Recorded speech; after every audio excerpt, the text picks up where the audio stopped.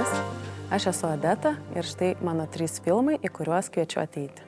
Pirmas filmas – suaugusių žaidimai. Iš pirmo žvilgsnio gali atrodyti, kad tai yra tiesiog rafinuota komedija apie seksą, bet iškart noriu išduoti, kad po juokeliais ir po kažkokiu tokiu lengvumu slypi labai intymus savęs ir kito ieškojimai. Filmas vis tiek atveda į tą klausimą, kas yra ta seksualinė tapatybė ir kaip mes kiekvienas galim ją patirti, pažinti. Kitas filmas, apie kurį noriu papasakoti, vadinasi Magelanas.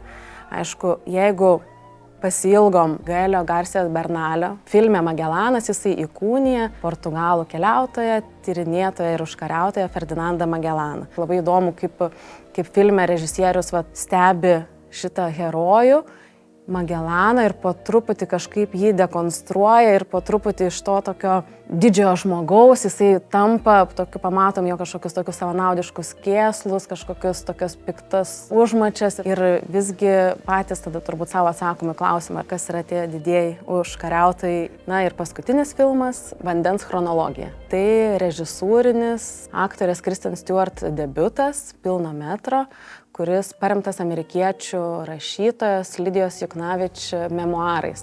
Filmas apie merginą, augusią šeimoje, kurioje mama buvo labai emociškai nepasiekiama, kurioje jinai patyrė seksualinį smurtą.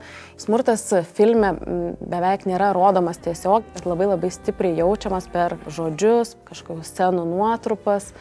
O vanduo irgi čia yra toks gražus gal motyvas, kuris yra ne tik tai kažkoks išsilaisvinimo simbolis, bet ir atspindi ir pačias emocijas ir pačią moterį. O kaip pati rašytoja Lidija sakė, kad prisiminimai yra istorijos, tai geriau susikurk tokią, su kuria galėtum gyventi.